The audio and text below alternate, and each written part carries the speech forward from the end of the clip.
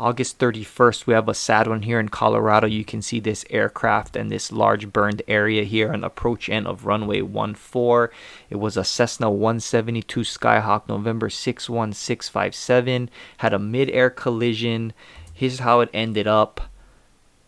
Fotmorgan Municipal Airport with the extra 300 aircraft.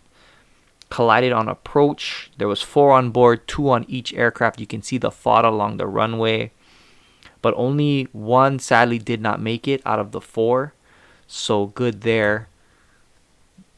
But here's a closer look at that aircraft. Firefighters put out the fire. It was an uncontrolled airport. The Skyhawk was on final, and the extra was on left base to final.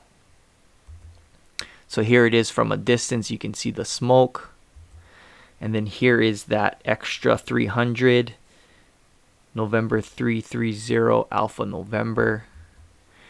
And then here is the flight order for that extra as it was doing its turns, and then left base collided with, here's the Cessna. And it's so crazy, you know, this Cessna was flying for an hour, and the timing of it, it's like, it makes me think like, you know, what if they just went to the bathroom or something, you know?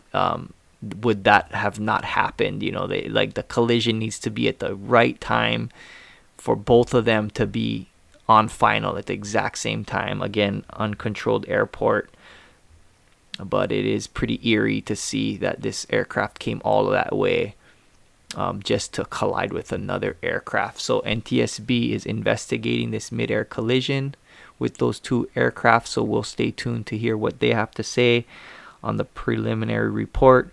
But again, out of the 4, sadly only 1 did not make it, but lucky for the other 3.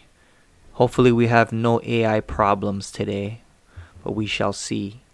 Thanks for watching, everybody. This is Arfred Ampioni. I'll see you guys next time.